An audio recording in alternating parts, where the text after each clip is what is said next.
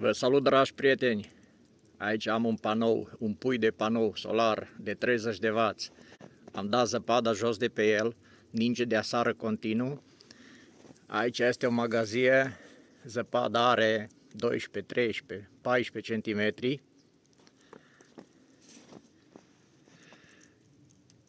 Și aici este instalația de forță. Azi dimineața erau pline de zăpadă. 10 cm de zăpadă și acum ninge și nu este lumină, probabil filmarea o să iasă mai întunecată și o pisică curioasă. Dar vreau să vă arăt că panourile astea, deci așa ca să zic, m-am bucurat și de avantajul că dacă am putut să le înclin, foarte ușor am dat zăpada jos. Radiația solară deja lucrează, ele puțin se încălzesc, zăpada asta, că vedeți că ninge, cum cade pe ele, cum se topește, și ele produc, chiar dacă puțin, câteva sute de W, dar este bine. Dacă le aveam undeva pe o magazie, pe o casă, pe undeva cu o mică înclinație, mai ales dacă nu aveam posibilitate să le curăț, producția era zero. Eu le consider panourile astea și ca un fel de mobilier de grădină. Îmi plac. O să le fac. Deja am cumpărat bună parte din materiale, sistem de rotire electric, sistem automat, prin care panourile urmăresc automat direcția soarelui. Deci, un sistem cu fotocelule, cu relee, cu motoare, cu niște lanțuri de angrenare, cu niște reductoare. Acum pun pe pauză și merg în casă să vă arăt cât produc. Nici aici nu am lumină cum trebuie, dar, vedeți, 650 de W, 11 amperi bag în baterii, bateriile sunt goale. Deci bateriile sunt 49,9. Temperatura invertorului este de 39 de grade, de aceea merge și ventilatorul. Imediat o să se oprească, cred că la 41 de grade pornește. Mai departe de 630, 660, 1,8 amperi de la soare. Deci înmulțim 1,8 amperi cu tensiunea ce o scop panourile 346 de volți și iasă puterea. Și ajungem iar de unde am plecat.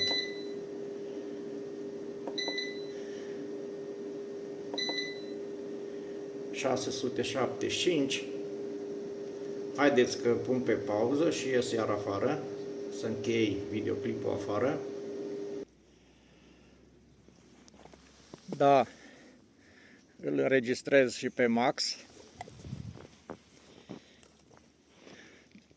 Am întors panourile către apus.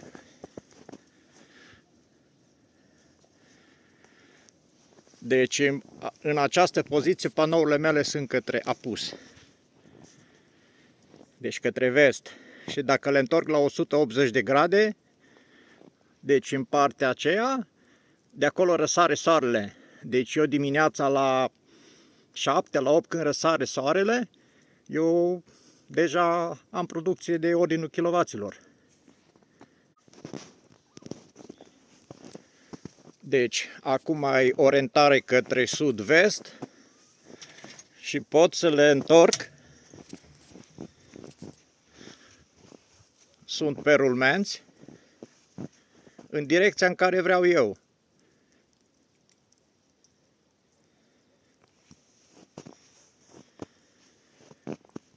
Când vreau producție maximă de energie, mă orientez să cadă raza soarelui perpendicular pe panouri. 5,7 kW panouri second puse pe suporți mobili.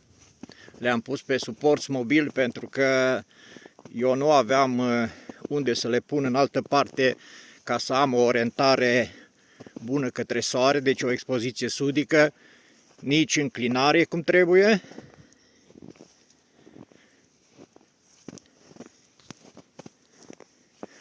Și am făcut acești suporți. Încă mai este de lucru. Se pot roti stânga-dreapta, se pot roti sus-jos din acest sistem cu șurub. Urmează să pun motoare și pentru stânga-dreapta și pentru sus-jos. Acum suntem în 3 ianuarie 2026. În decembrie a fost foarte slabă producția pentru toată lumea. Dar eu tot am produs vreo 200 de kW. Am mai consumat și din rețea 90 de kW. După ce rotesc eu manual panourile, am un sistem prin care blochez rotirea. Și în cazul în care cred că va veni o furtună, un vânt puternic, deci eu deja am prins niște vânturi foarte puternice, chiar aici la mine în sat, când au rupt pomi, au rupt crengi, deocamdată manual acționez și ridic panoul orizontal. Dacă dispuneți de spațiu și vreți să vă montați panouri solare chiar second hand, pentru că și acestea produc, probabil cele noi produc mai bine ca acestea, dar raportul calitate-preț a fost foarte bun.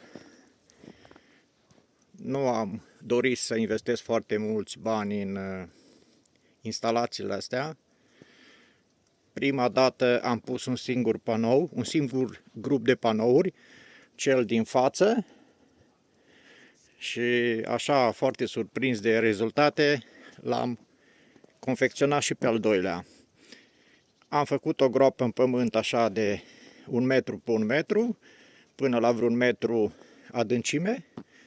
Am mai continuat cu un sfredel manual încă 1,5 metru. Am găsit o țeavă groasă, am bătut-o în pământ încă vreo jumătate metru. Cred că undeva la 2,70 metri, 3 metri îi acea țeavă de suport în pământ.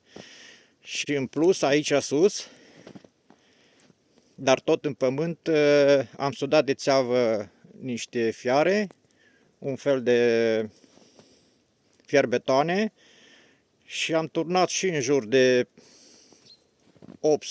800-1000 de litri de beton. Deci, lucrare destul de solidă. Punctul în care am greșit, am folosit o volopsea proastă, panourile sunt de vreo 3 ani, n-am decapat, n-am curățat cornierul, dar o să mă ocup anul ăsta și rezolv problema.